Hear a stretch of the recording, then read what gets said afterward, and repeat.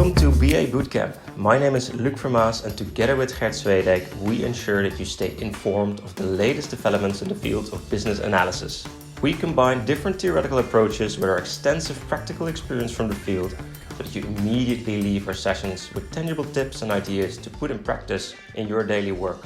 Have fun watching, and if you want to stay informed in our latest videos. So we're in episode number 13.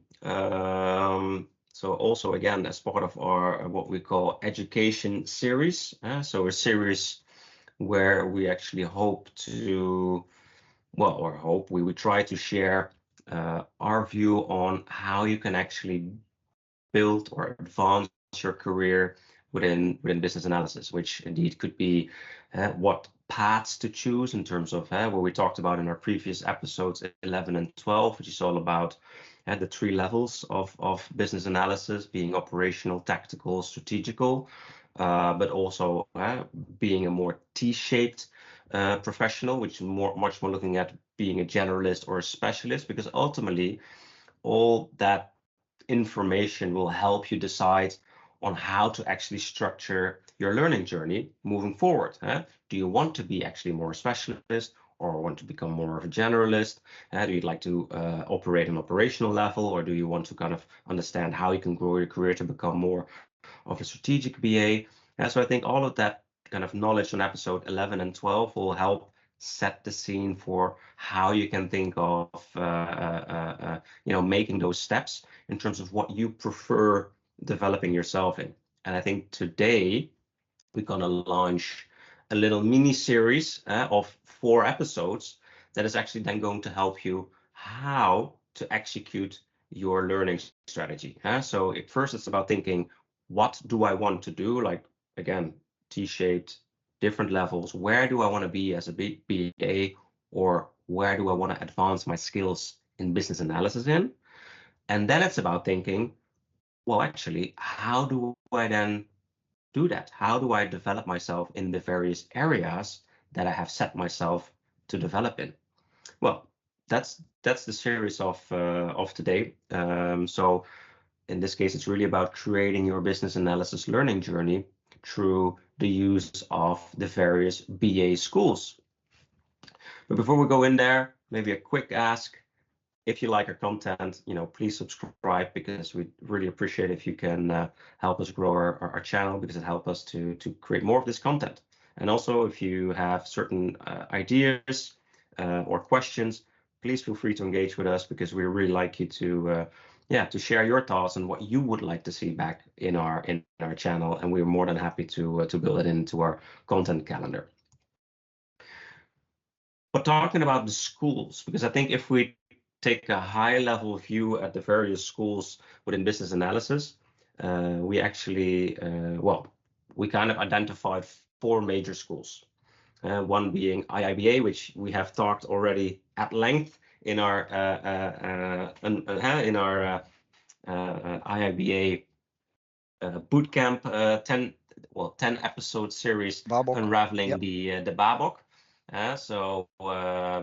But then again, we never really talked about the organization as such, and how they actually kind of create this community, and what is their vision, what is their mission. So that's where this series is more about, to really help you choose which of these schools, or maybe multiple, will help and support you on building your business analysis career. Because we also have the BCS, we have the IREB, and the PMI-PBA. And the PMI you might be knowing already from their project management certification at the Project Management Institute, but they also have a specific business analysis track. And therefore, all these schools all focus on the development of business analysis, or in this case, or becoming a better business analyst, or improving your business analysis skills. But they all have maybe a slightly different approach, maybe a slightly different focus areas and development areas. Therefore, the one school might fit you better than the other. Or maybe there's a combination, again, talking about the T-shaped, where first you're going to go a bit more broad and a generalist, which you could think of like an IIBA, thinking about general knowledge areas as a business analyst, maybe going to a more specialized school, which I then guess would be IREB if it's really about requirements engineering. So again, I hope this series, or we hope this series, will help you really get more clarity on what schools are there, what makes them different, what distinguishes them from another, but then also very tangible, what does it cost, right? Because these schools don't do it for free. So they also have certain certification paths, costs associated to it. So we all want to make sure that you have a fully clear picture of what does it mean going for this school and start your career. So maybe Gert, because I know you've done, well, you're basically training almost in all of these schools, right? So maybe a quick first highlight from yourself, like, yeah, how do you experience the various schools you've worked with so far? Yeah, I have a certification in IIBA. I did the CBAP. I have the international diploma in business analysis, which is part of the BCS school. And I did a couple of modules from the IREB school. So I teach and know the content of all these modules. And the PBA I don't know. So we need to get focused on that one for episode 4. But there are differences. There are equalities, as you said, Luke. The IREB is more specialized on requirement engineering, which is part of the BCS program and of the IIBA program. But it's just a piece of that program. BCS focuses also on business process management, for instance, a little bit on architecture. And IIBA does the same. So the IIBA has perspectives, as we will see, and a closer look on competencies as well, and specialized in knowledge areas. Yeah. So there Yeah, so are it's differences interesting. and similarities, and we'll focus on these in the next couple of episodes. Exactly. So how we've built up this little mini series of 4 episodes is basically we're gonna discuss one school, which today will be focused around IIBA. But then the next episode we will hold IIBA next to BCS to really kind of see the differences. Episode 3, we would add in the IREB, and then going on until episode 4 with the PMI PBA. So therefore, by episode 4, you have a really good idea and overview of the differences and their uniqueness in terms not only in terms of the content they provide, but also in terms of the community around it, the pricing, the benefits it might give you outside of just only the learning content, because ultimately a school is much more than just the certification that is associated with it, and there's much more to it. But we will discuss that going down into episode 1 as well. So let's go in. So I think first of all, maybe it's good to kind of highlight, why would I use a school? Well, in this case, I think between brackets we can read all here. Why would I choose to do a certification?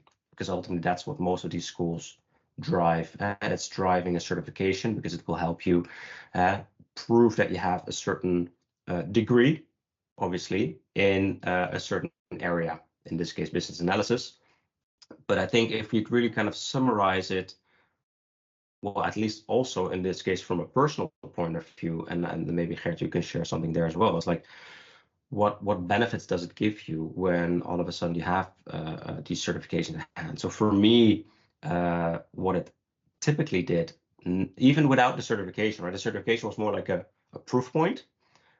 But going through these various learning paths, I gained tremendous productivity gains, because all of a sudden I said, okay, now you kind of get much more understanding of how a typical process runs as a business analyst, where you could see, normally I forget these elements, therefore that causes rework downstream. But now I'm prepared to at least do these tasks before I'm going to continue with my next task. So it provides much more structure in your work, and therefore does give a huge productivity gain. Yeah, It also increases. Yeah. It helps me. It helped me to find out what business analysis is all about, actually. So what do I do as a BA? And if you have a broad understanding of the discipline business analysis, then that really helps you in practice to know what you can focus on, like the specialization part I was talking about in the last episode. Start with a generalization set of skills, know what the discipline is all about, to make sure that you can do a proper analysis of what your organization needs at a certain moment in time. So that's what really helped me for that. Yeah. It will also increase your efficiency, but also earning potential. Often a certification might help, proving that you actually have a good understanding of a certain element.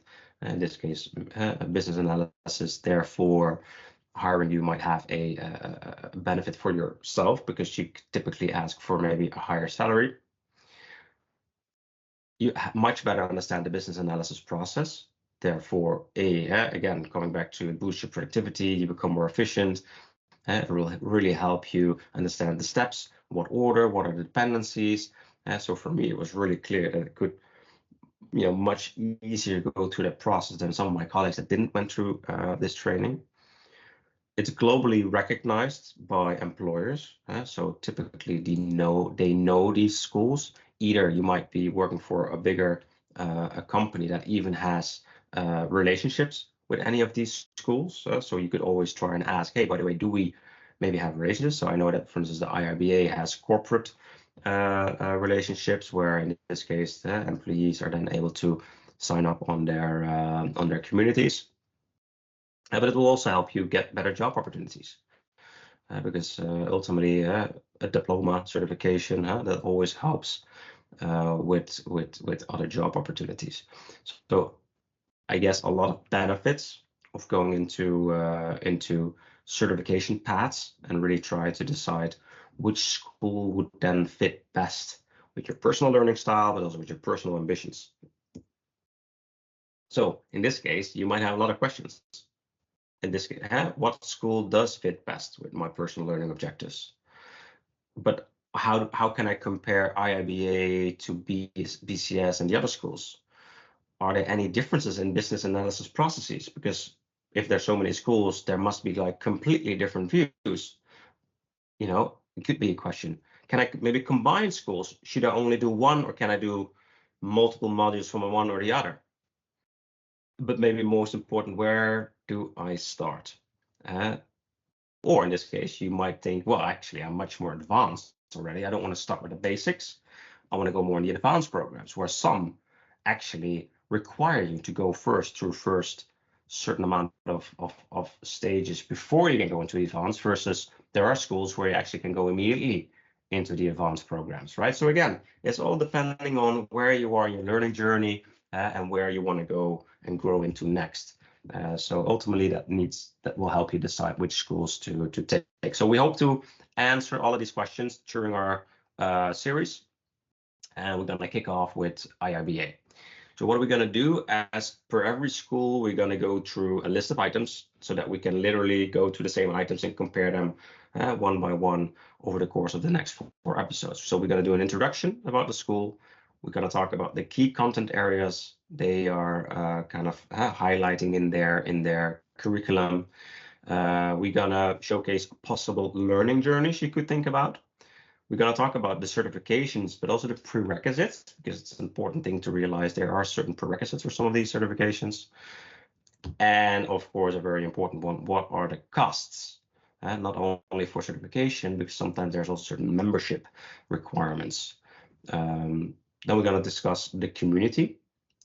So like I said, often a school is not about just providing the certification and the content. They do try to really kind of build a community around it so that you can also collaborate with peers. And then as a final closing, we're going to discuss what we believe are kind of the focus areas and USPs of this school.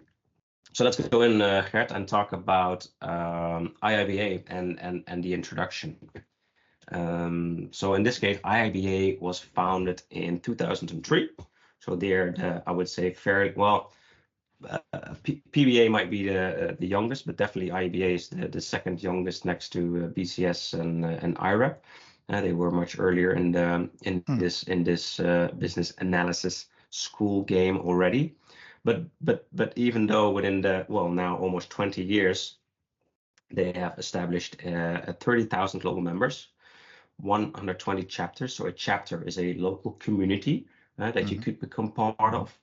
1,500 volunteers supporting the kind of practice of IIBA, and having 500 partners worldwide. And partners you could think of like corporate partners, but also like myself and Gert, our company is also a partner of IIBA because we're an accredited training provider to actually provide IIBA trainings.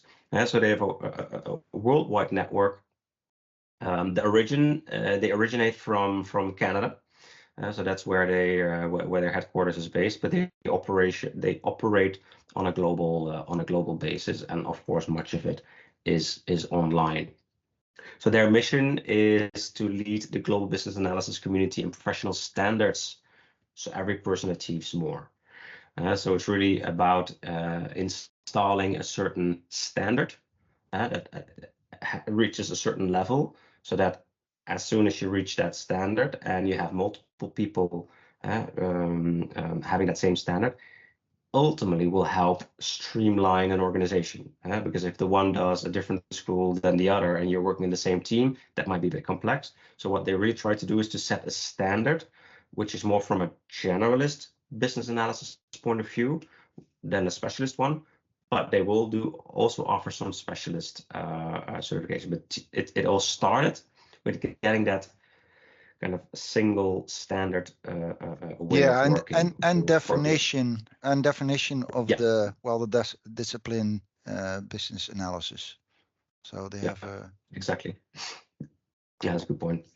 Yeah, and their vision is to shape the practice of business analysts to achieve better enterprise outcomes. So ultimately, they believe that by applying their knowledge and best practices, it will ultimately help better outcomes for your clients, for the companies you work for. So in this case, one of our own beliefs, what we kind of highlight in our statement, is building towards business impact. Well, that's basically what they believe in as well. By applying the knowledge, you will be able to make more impact in your organization, which ultimately will lead to better outcomes for the organization. Yeah, so that their should vision always and be our the goal. vision, Goal should exactly, always their be vision improve and your our vision is organization. very, So yeah. I always talk to people at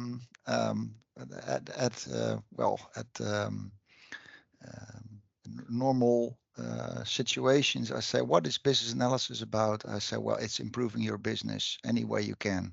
So you could say, well, this is what business analysis is all about, making sure that you improve your organization on a day-to-day basis.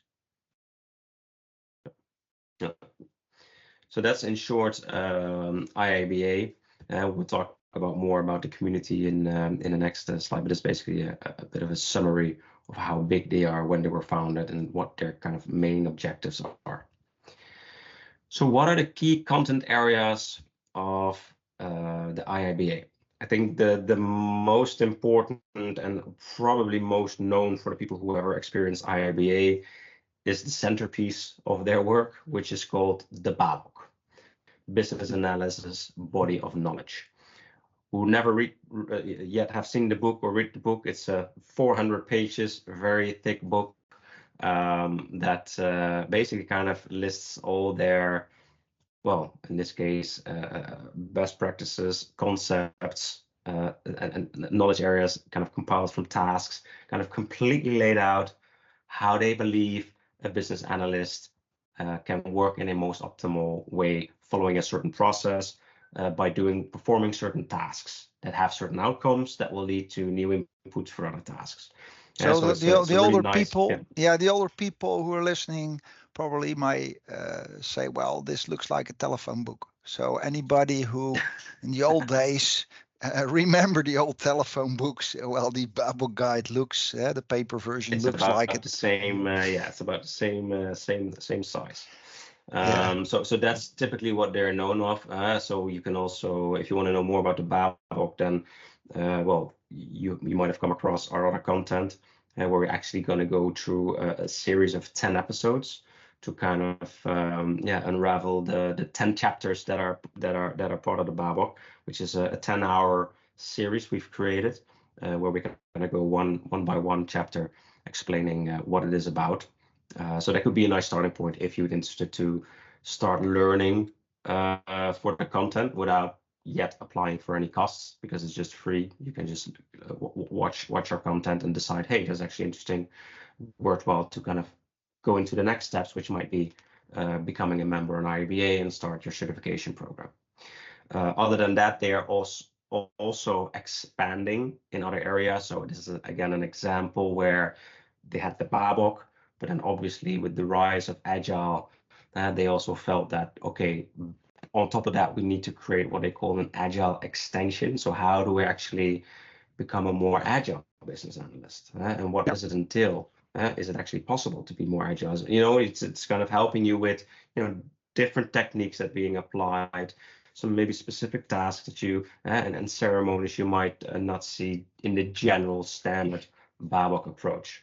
And Agile is one of the perspectives in the BABOK guide. So Agile is being mentioned as one of the 5 perspectives. And there's a separate Agile extension to the BABOK, which refers to the BABOK, refers to the knowledge areas and the competencies of the BABOK guide.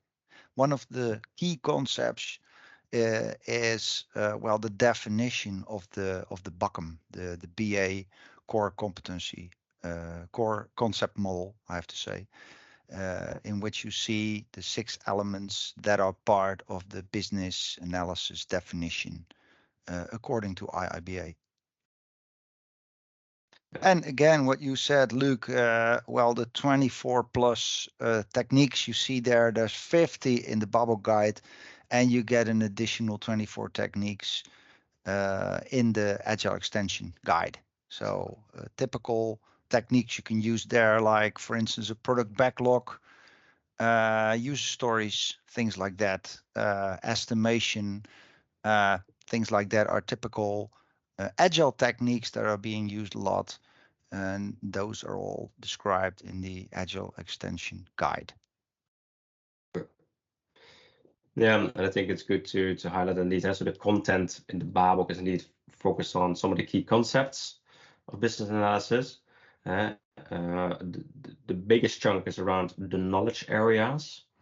So the knowledge areas are, I can show you here, are business analysis, planning and monitoring, elicitation and collaboration, requirements lifecycle management, strategy analysis. So coming back to our point of episode 11, that's the various levels. This is definitely also an area where you can go into if you want to learn more about strategic analysis, requirements analysis and design definition, and solution evaluation.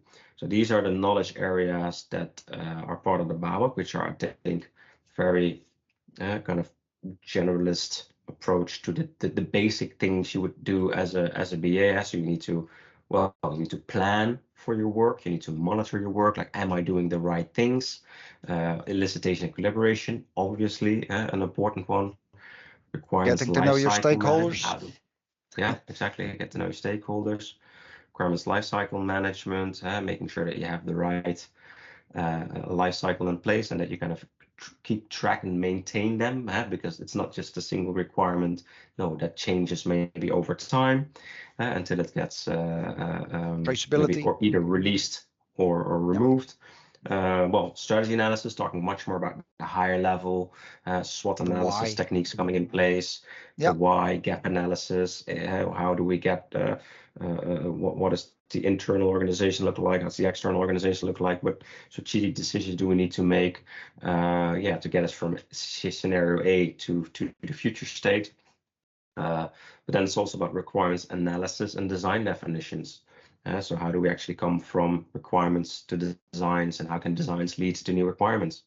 And ultimately, if you then have a solution in place, then you need to be able to evaluate whether the solution is meeting the needs of the original objectives you set, right? So therefore thinking about setting KPIs or other feedback loops that kind of really help you evaluate.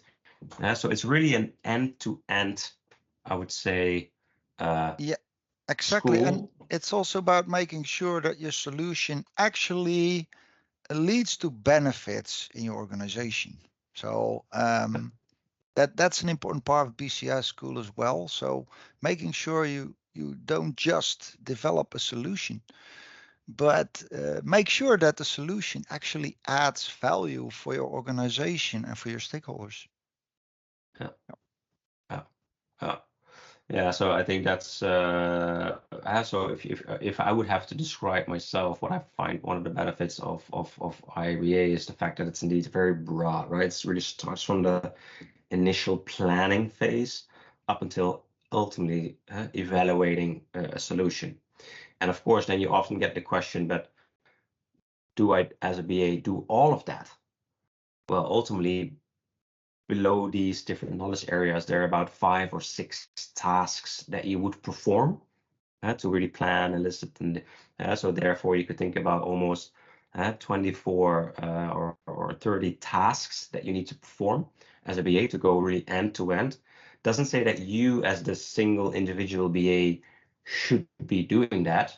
You could be working with multiple business analysts or other people like POs who perform business analysis activities, work in a stream of, but at least you know which tasks are coming in which order, and where do I need to be involved, or where does the PO need to be involved, or where does it need to be the testers, and so it's really also about understanding that end-to-end process, and how do you manage that end-to-end? Which tasks am I doing? Which tasks do I need to do first? What needs to be done? Because yeah, exactly, what needs to be done.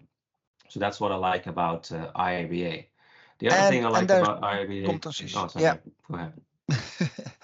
There are 6 group of competencies. Think about interaction skills, communication skills, skills that have to do with using tools, for instance, behavioral skills. So just as important as the knowledge areas, which is of course about knowledge, are the things on top of those knowledge areas. It doesn't make any sense if you start talking to your stakeholders in an inappropriate way. So here you really need these competencies, making sure that you have the right behavioral skills, the right communication skills, the right interaction skills to make sure you find the right requirements to be able to elaborate them in detailed specifications and designs. Exactly. Yeah. So indeed, a big chunk is about actual, know-how of tasks and techniques. But the other element that I think is very important for a good business analyst or whoever practices DBA analysis skills is understanding what it requires from a competency point of view. And like what communication skills do I need? What facilitation skills do I need? Creative thinking, systems thinking, all kinds of competencies you might not be directly thinking about when looking at the clear tasks you would be performing, but competencies are basically coming back in all of these. Without having a clear understanding of what are the important competencies, I might argue whether you would become a very good BA or an effective BA at some point. Yeah. And then again, business analysis has to do a lot with collaboration, working together with stakeholders. You don't do business analysis alone. You cannot do it on your own. You really need other people to do your work effectively. And therefore you need these competencies as well. Make sure that you do things together with other people to come up with a proper solution that will eventually lead to benefits for your organization. Yeah. And then obviously a very important element of any school, of course, is talking about the techniques. And we just said that the BABOK itself already has about what was it, 30 techniques, or even 50. 50 techniques. 50 techniques in the original BABOK, and then you would even extend that with even more 24 techniques going for the agile extension. So basically giving you a toolbox. Yeah, of, and there are way more. Yeah. So there are only Yeah. 50 being mentioned, but you could use a ton of those. So use whatever you can use in your practice. That's part of our job as well. As a BA, you really need to know a lot of tools. And that's one thing. The other thing is knowing what tools or techniques to use in a certain situation. So, and therefore you need a lot of practice. It's all about practice, practice, practice. But it all starts with theory. It all starts with getting to know the techniques. What techniques are there? What techniques does the BABOK guide mention? What techniques does the agile extension to the BABOK mention? And what other techniques could you use? So the BCS, I can say, has written a book, 123 techniques for business analysis. So in the next episode, we'll talk about more about BCS. But I can tell you there are hundreds of techniques you might use to do your job as a BA. So many techniques. Yeah. And Exactly, perspectives so helps you. But perspectives help you to find the right techniques in a certain situation. For instance, agile. If you have an agile perspective, you probably will use a product backlog. You will probably use user stories. You probably work in an IT team as well. So for IT, we'll have other techniques you can use. I personally think that IT is everywhere. So IT is not just a perspective. IT is all we do as PAs, because without IT, you're nowhere. So personally, I think IT shouldn't be just a perspective, because IT is everything we do. Of course, you could do it in an agile way or not. That's a choice. You could choose to do more with business architecture or business process management. These are proper perspectives. Same for business intelligence. But I think agile and IT are, agile could still be a choice. But IT, it's not just a choice. IT is everywhere. Do you agree on that, Luc? Yeah, I think definitely more and more, right? Ultimately, most tools that we're using in our daily jobs, especially with the come of AI, right? It's a topic, of course, everybody's talking about nowadays. I think it's inevitable that IT will be in your daily jobs, or at least as part of whatever analysis you do. There will be tools involved, and certain processes and information being used. So no, I agree with that. I think another one is the business for business intelligence, for instance, you will use other kinds of techniques like data modeling, data analysis, much more than for business process management, for instance. You could also use there the data analysis technique or data modeling. But here for BPM, you probably use more like business of process analysis or process models as a technique. So yeah, depending on the kind of project you're in, the kind of business change initiative you're in, you will have one or more perspectives you could use. And depending on the chosen perspective, you will have a proper set of techniques you could choose from. Yeah, exactly. So now, of course, the big question is, how does that look like from a potential learning journey with if I decide to go for IIBA, and all of a sudden there are much more things here on paper than we all discussed, because ultimately every school has a specific set of certifications, and we tried here to kind of well, in this case, IIBA chooses to go into these areas, where maybe a BCS or an IREB might go in a bit different areas, but at least how you can distinguish the three streams that we see at the moment is what we call the core business analysis skills and competencies, which really is there starting with their ECBA, which is the entry certificate of business analysis. Really, when you are that's kind of the just starting. generalization part. So here you are Yeah. talking about well, learning the BA in its full breadths. So from strategy to business processes to IT solutions, everything is part of the core BA trainings. Yeah. Exactly. And you Which can a what's typical, important, you can start at ECBA and then move on after a couple of years to do the CCBA. And after a couple of years, when you have gained more experience, you can do the CBAP. But for people who are who already have a lot of experience, they can do the CCBA or the CBAP immediately.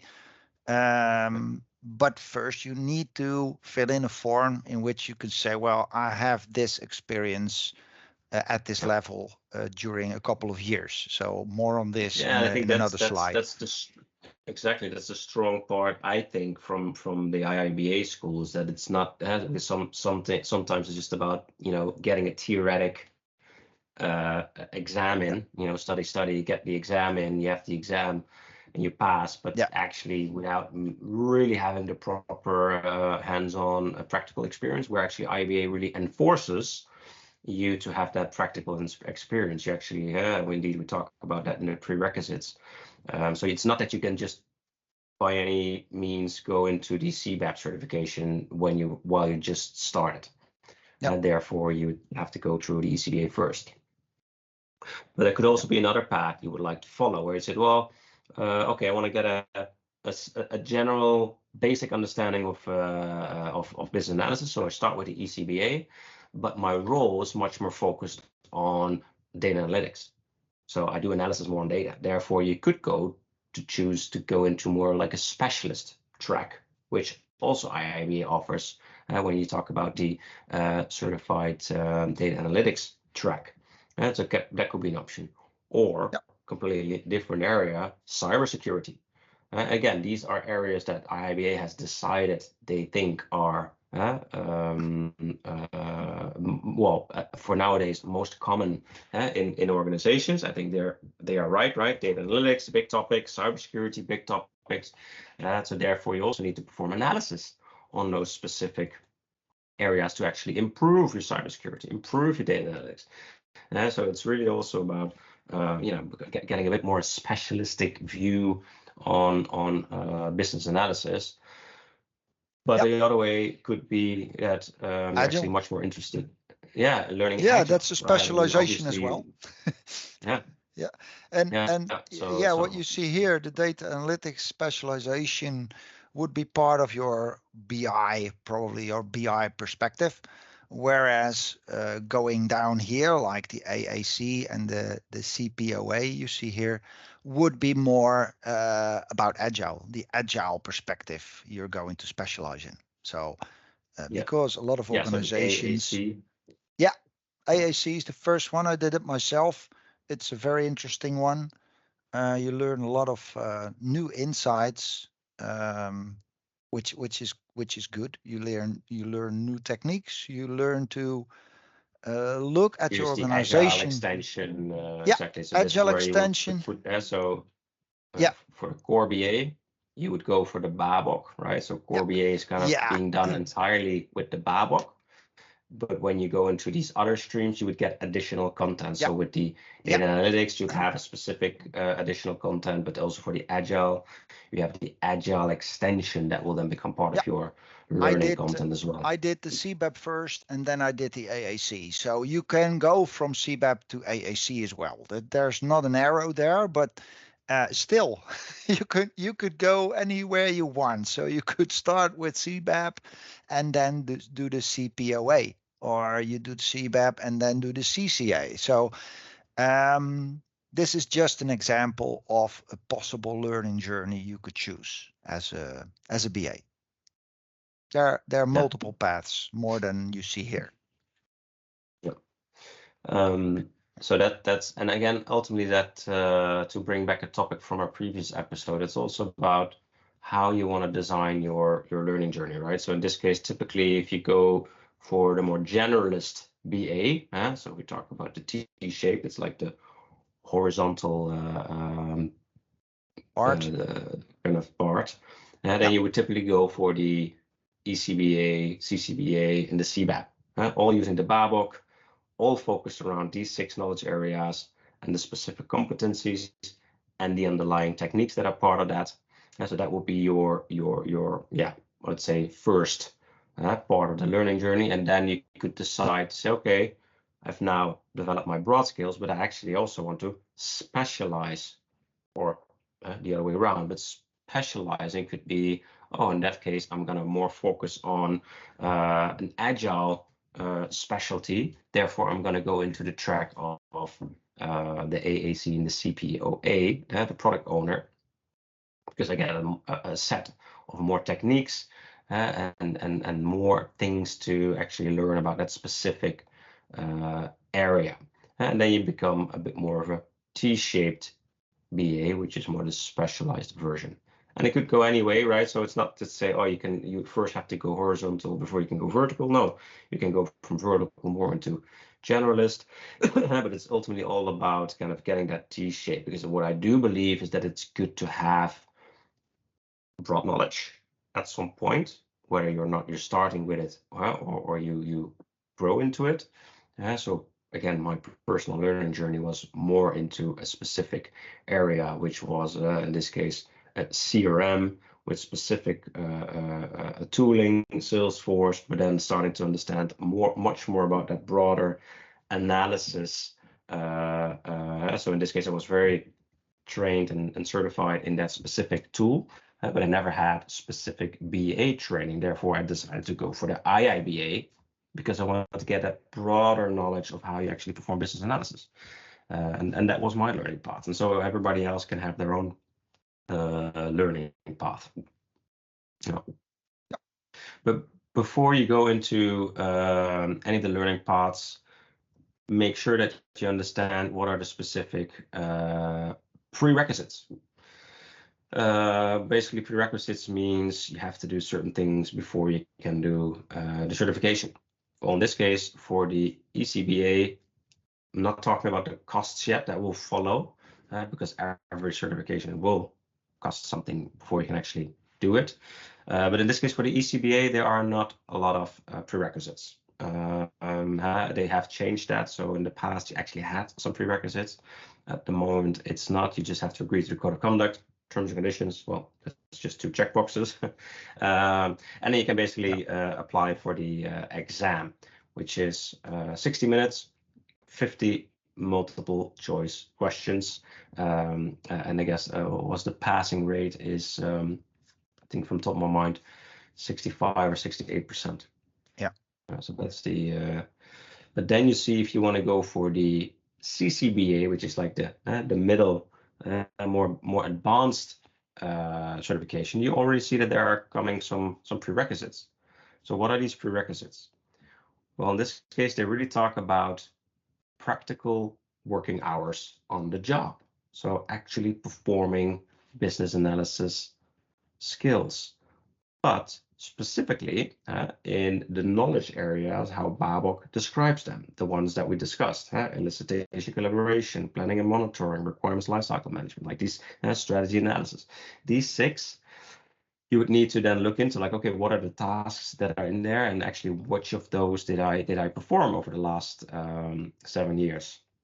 So that's how far you are allowed to look back. So in this case, you might have not done ECBA, but you're already a BA for, I don't know, the last 3-4 years. Therefore, you could easily reach that 900 hours. Then you're also fine applying for the CCBA directly without first doing the ECBA. It's not a requirement to do the ECBA first, but at least make sure that you do 900 hours in each of 2 of the 6 knowledge areas, or a minimum of 500 in each of the 4 knowledge areas.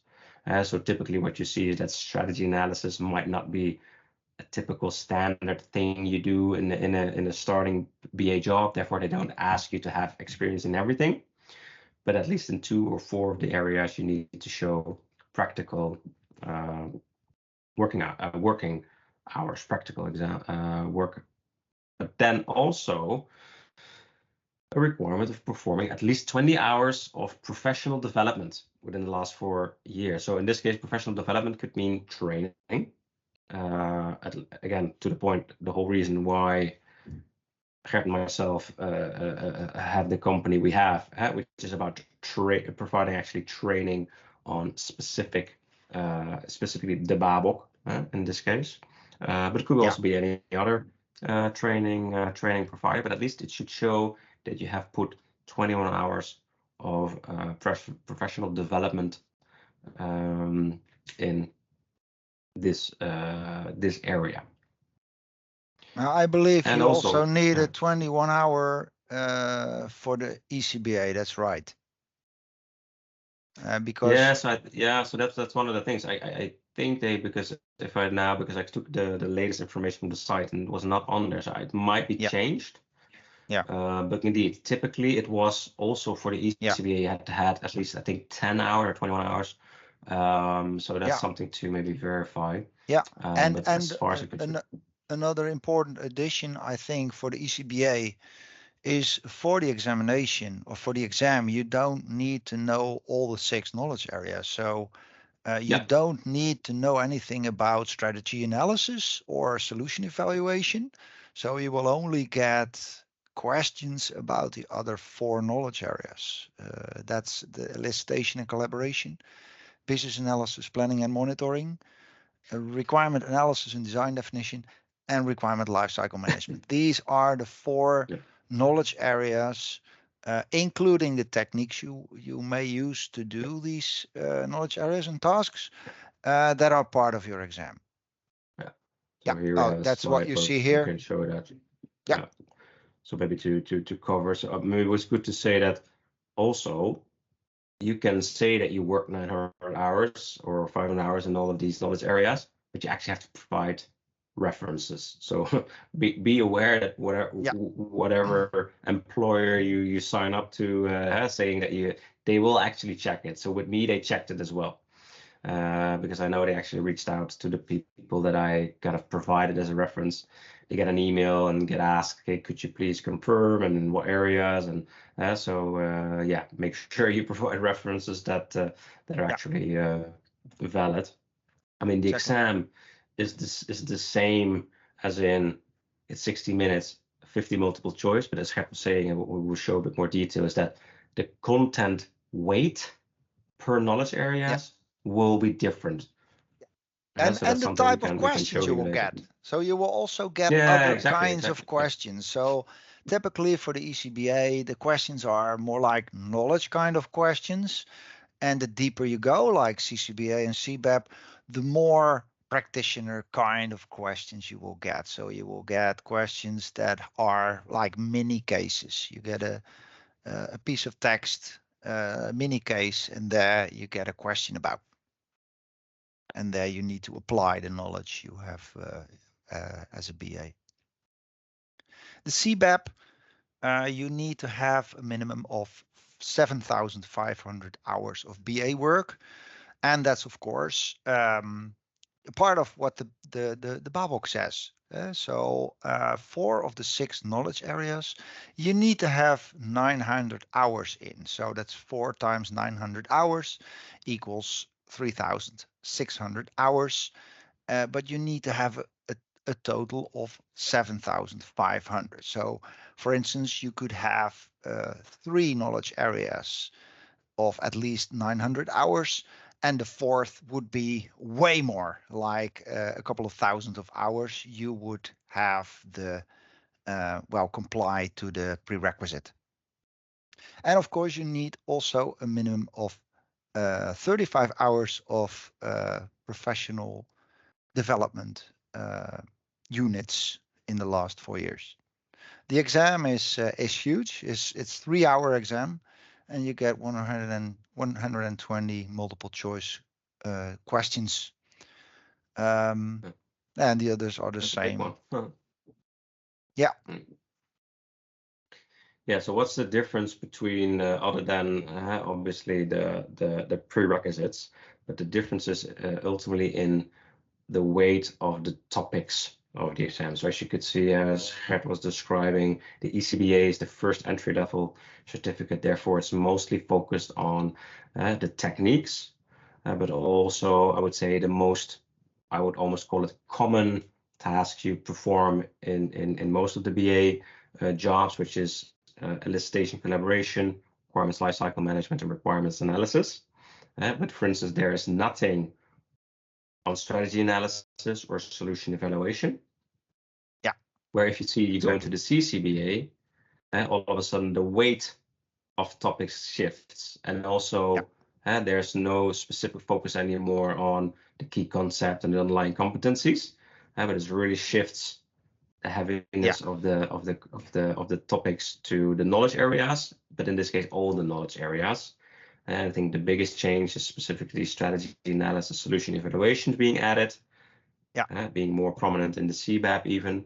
But you do see that there's a difference in weight. So indeed, the type of questions will change. They will be a bit more complex, more scenario based. So it's definitely an important addition to this is that doesn't mean that you shouldn't know anything about techniques for CCBA and CBAP. It says nothing there, but actually techniques are part of the knowledge areas. So what you should know here is not only know everything about business analysis, planning and monitoring, for instance, 12 or 14%, but also what kind of techniques are needed there. So you might get questions about the techniques being used within this typical knowledge area. So I should learn the complete BABOK guide for this, for CCBA and for CBAP, that is.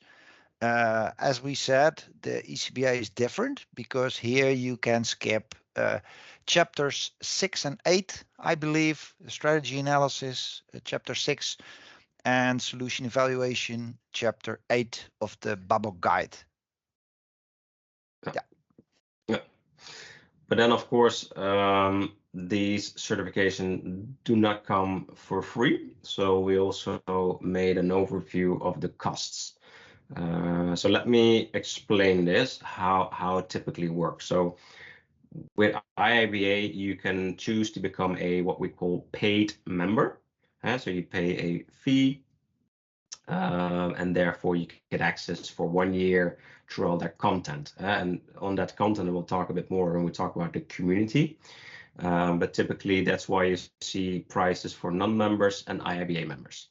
I can already tell you, if you decide to go for applying for the certifications of IIBA, do become a member, because the benefits outweigh the costs of becoming a member. Because your training, your voucher costs in this case, are reduced significantly when you are a member. So especially if you want to go for a few of these, might bring it over the course of a couple of years, it might save you quite some money. So these are the fees per certification, right? So if you want to go for the ECBA, you pay $195. So it's calculated in dollars, so you can calculate in your own currency. So that's what you kind of typically pay for applying one time for the certification. If you do fail, you would need to do you have to go in again. Sometimes they apply a discount for the second try, but it does come with money as well. Good to know that for the CCBA and the CBAP, they also require you to pay an application fee. So don't forget about that. So then, yes, you pay maybe as a member $200 for the certification of CCBA, but in that case, you also get an additional $175 application fee. So it comes with cost, specifically going into the CBAP and also the more specialized trainings. They are become very cost heavy. One thing we didn't mention here, because yes, this will cost you money. So what do you get for your money? I think not only knowledge, you also have a title. So you can use the characters you see here, like ECBA, you can use that as a title in your name. So and therefore people can say, well, okay, he is a CBAP, for instance, or he is a CCBA, and that means he or she has a particular amount of knowledge and has perceived the certification for business analysis. So that's what gives it. Yeah. Yeah. And I think what is important to realize, and again, that's up for everybody themselves to decide, because these costs here on the left side are really kind of the certifications. Like, yeah, you cannot really go around it. I mean, you have to pay it if you want to go and apply for any of these certifications. The one thing you can decide yourself on is how do you actually train yourself before going into the certification and the exam. And there you basically have 3 options, which is going complete self-study, which you could do if you become a member. You get actually access to the BABOK, the online version of the BABOK, and therefore you could just study it completely by your own. And maybe if you'd like it, use our 10-hour video on YouTube to kind of familiarize yourself and how we help walk you through the different content, and then afterwards you can study on your own on the book, which kind of gives you a complete free self-study course.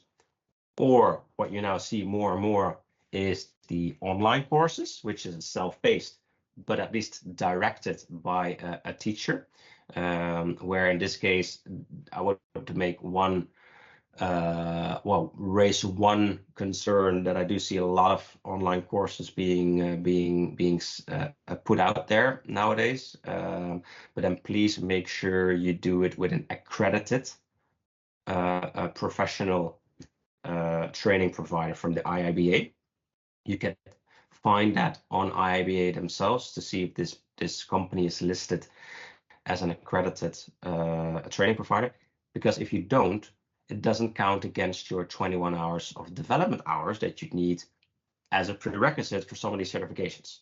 Yeah. Right. So then you still need to do a training somewhere else. So just be aware, and that's also why you often see a varying in price. Where maybe some of you know Udemy, which is obviously a very known platform for online learnings, where sometimes for only 15 euros or dollars you can get complete trainings for only that amount of money. But yeah, be aware, those are often not accredited training agencies. So in this case, Gert and myself with our company, we also are part of that accredited training program. Therefore, we are allowed to actually create online courses, which we didn't do yet for the IIBA. Something in our roadmap for the coming year. We do have BCS online right now, but we discussed it in our next episode. But ultimately, you can also do a classroom, right? Which is more, call it the old school, which I think typically would be done in corporates. So when you're part of a bigger corporate, you often have the ability to sign up for trainings, or they might even have a membership with IIBA. Therefore, you can take part in classroom trainings. So Gert and myself also provide some of these classroom trainings for other companies, where it's more like an in-company training rather than, let's say, you sign up for a school. But that's also an option. But they tend to be they are expensive. So therefore not something you typically would pay out of your own pocket. But it's more like either a company or some training budget you have available as part of your company that you can spend on that. So there are multiple ways how you can study, but do bear in mind that there are 21 hours of professional development required. That in this case a training would satisfy that. So that's something to remind you of. So talking about costs, so then we talked about only purely the learning content, the costs and the paths you can get into. But I think one of the additional benefits of a school is the community that sits around it. So in this case, if you look at the IIBA, they now have quite some members worldwide and all kinds of local chapters where you really like, well, Gert and myself are based out of the Netherlands. There's a local IIBA chapter here that organizes events. They ask you to take part in certain sessions. So in this case, there's a study group for the IIBA or for the ECBA certification. So you really can kind of come together and study. So the local chapter events are really something that could be interesting for you. But also you get access to a very rich knowledge hub from content about peers describing how they perform certain tasks, up to, in this case, also things like salary surveys, where you can actually compare, hey, Yeah. what do I earn versus somebody who actually got that certification? Is it worthwhile maybe to go, so it provides really some insights that you can bring to your employer. Say, hey, wait a minute, I think we have to reset and negotiate some terms here. Then here you can see that it might help that you have a certain title. So the CBDA, for instance, what does somebody earn with a CBDA title, for instance, or a CBAP or CCBA title? Yeah, you could find everything there. They even have an online library, so they even offer complete online books that you could use. Well, in this case, obviously the BABOK itself, but also other books. So again, if you consider the costs you need to pay for that membership, because this is just the membership, right? So for the membership, you do get access to all of this. You could, easily make your own little business case and say, well, actually, buying 3 books will already kind of save me that membership fee. Yeah. Therefore, be smart and not just think about, oh, it's a lot of money, I need to pay for the exams as well. Like, no, there's more to it than just the exams. It's really the wide, rich community that is around it. So even what I found out even recently the BABOK is that guide they have, itself. If you become a member, you will get the BABOK guide for free. So it's part of your membership. And otherwise you could easily pay 40 Yeah. USD or euros even. So it's a quick math to do for yourself to see what it brings you. But one of the things I found out recently actually is that they even provide certain coaching on job interviews, but also help you writing resume and cover letters. So really also it's not purely like, oh, get a certification, pay us money, and do your thing. No, it's really, they're really here kind of driving their mission and vision is to help make more impact in your careers, but therefore also advancing in your careers with coaching, with job interview coaching and resume and cover letters to really bring you that job that you're looking for.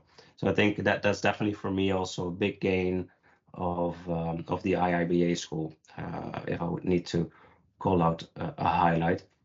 And last but not least, it's also fun to be part of a community. Yeah. So exactly. speak to other BAs. So there's different chapters, as Luc told us.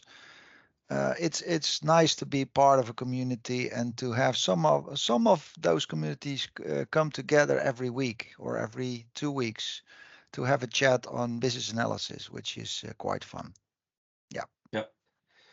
No, exactly. Which actually brings us to the kind of the summarizing slide of our first school review. So I think, call them USPs, right? What are the unique points of this school? Selling points. I think, yeah, first of all, I think it's really interesting that they focus on tasks to perform as a BA. So for me, at least, it made it really practical. So you could think, oh, 400 pages thick book, I need to go through all of that content. Whoa. But then actually you could also use it as a kind of reference guide to say, hey, by the way, I'm currently doing requirements analysis. Then you go to the chapter of and the knowledge area, and then you look at the 5 tasks that are displayed, and then specifically the task that you're working on right now, you could just highlight it out and start reading that and applying it straight away into practice, right? So for me, it's also a very practical school. that Yeah. personally I like very much. And again, And it comes back helps to you style, to find what you out like. what you need to work on, what you're very good at yet, and what needs more practice, or what needs, well, more energy to become better at what kind of tasks that are. Yeah, exactly. Well, as just discussed, a very rich community with a variety of content, in this case, both online as offline. Obviously, depending on where you're listening, I don't know, in every country, in every state, there is an active community or a Worldwide. local practice, but This is they are worldwide. this is a worldwide school. Yeah. Or you could even think about setting one up if there's not yet a local community. You could also reach out to IIBA and actually start that, right? And again, it could allow for other interesting opportunities and community building in your locally. So again, it's a very rich community, an active community with a lot of local events. So definitely try and benefit from that as well. I think it's quite significant that they have an online library which you can just access, right? Like books, of course, the BABOK guide himself, but also other books, right? Other books you can just take off the shelf, in this case online, and start reading.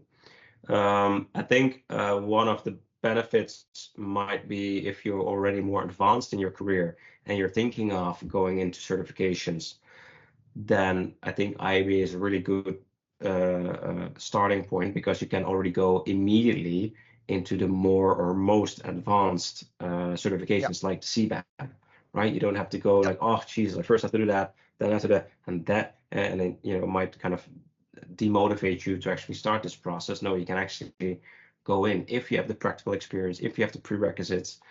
You can actually go in and go straight into that advanced certification path. And what I believe is also a very strong point, because of that prerequisite and having that requirement of actual practical learning experience in these knowledge areas. Now, me looking at outside in, needing to hire business analysts, I'm definitely looking for ones having a CCBA or a CBAP, Title. where I know they actually spend their time in the job and not just have the certification. So you do become more attractive for employers, actually, knowing that this is a prerequisite of for the exams. So I think that what makes ultimately IIBA. Yeah, and probably the last one, that makes you more attractive. So if you have one of these titles we mentioned before, you probably become more attractive as a BA, and well, you might have some salary raise that is connected to that. So don't forget that. Okay, so kind of that concludes our first episode of our education series, where we specifically have a mini series around the 4 schools on business analysis. So we talked about IIBA, but next episode we're gonna focus on actually comparing that next to another school, which is the BCS, a very common school, very commonly known school, British school. So in this case, more European, and then you have IIBA more from across the ocean in North Canada. America. So it's good to try and see, hey, where are we? What are the differences? What are they doing? And hey, which one could be more interested for my learning journey? So stay tuned for that one. You will see that coming in next over the course of the next few weeks. In the meantime, if you want to take a look on our new website, we're building now our online learning community as well, where we kind of make online learning modules for, in this case, we now went live with the BCS module, but soon we will also start adding the IIBA school, and therefore offering everyone who's interested to learn more about IIBA or BCS or any other school, to actually go on and try out our learning school through an online course at BA Bootcamp. Thank you again for listening. As said, up next, the BA schools, BCS versus IIBA compare, for everybody who's interested to learn more about the differences. So other than that, I want to wish you a great afternoon, evening, morning, wherever you are, wherever you're listening in. And I hope you stay tuned for the next one. Have a great Bye-bye. day. See you Bye. next time.